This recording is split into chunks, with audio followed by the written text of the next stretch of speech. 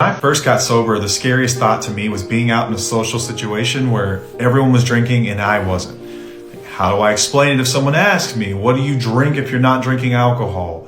What do you do if someone pressures you to drink? I had all these fears wrapped up and it wasn't nearly as bad as I thought. But here's some things that I did find helpful. First things first, if you're with someone that you trust, go together and have a code word. My wife and I would have a code word. Let's say it's banana. I would tell her beforehand, the code word tonight is banana.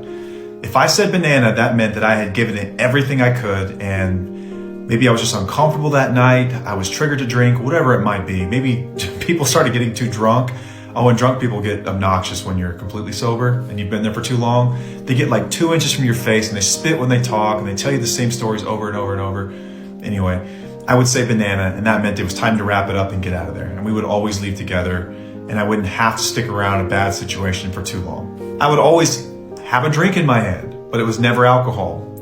My drink of choice is club soda and lime. It looks like a vodka tonic. No one ever asks what's in my cup. If someone does pressure you and ask you why you're not drinking, you don't have to tell them anything. You can tell them, I have to work in the morning, I have to drive home tonight. Like, there are a million valid reasons to give people why you're not drinking, and really it's no one's business why you're not drinking. And all you really have to say is, I'm not drinking today. Period. That's all you have to say. For me personally, I approach things a little bit differently.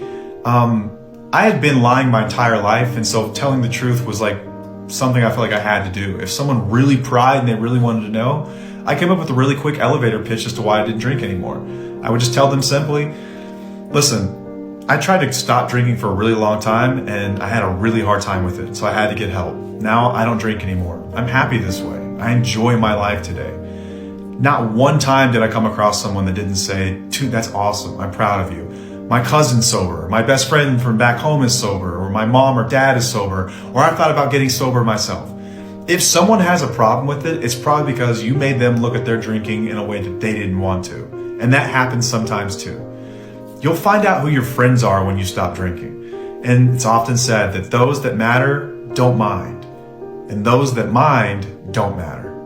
If you want to know more about our journey, check out our podcast called Till the Wheels Fall Off and our free Facebook group called Two Folk Community, both of which you can find by clicking the link in our profile.